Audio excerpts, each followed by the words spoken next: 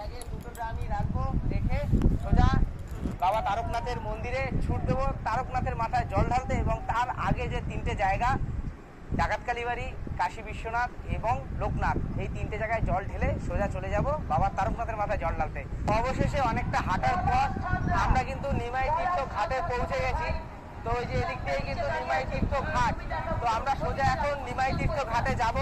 এবং আমি যতটুকু শুনেছিলাম যে নিমাই তীর্থ ঘাট নাকি অনেকটাই ডেভেলপ হয়ে গেছে, মানে রং ঠং করে প্লাস্টার করে কিন্তু দারুণ সুন্দর করে ফেলেছে। তো চলুন সেই নিমাই তীর্থ ঘাট আপনাদেরকে দেখাই। এবং এখানে কিন্তু প্রচুর পরিমাণে লোক রয়েছে।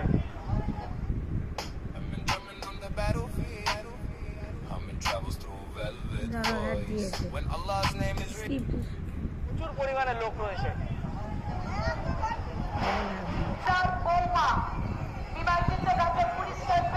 দেখুন কত মানুষ এসছে আজকে, প্রথম সোমবার বাবার মাথায় জল ঢালবে বলে দেখুন কত মানুষ চলে এসছে। চারিদিকের স্পেসটা কিন্তু অনেকটাই চওড়া করা হয়েছে, মানে অনেকটাই চাপানো ছিল এ সাইড দিয়ে, তো অনেকটাই কিন্তু খোলামেলা এখন দেখতেই পাচ্ছেন।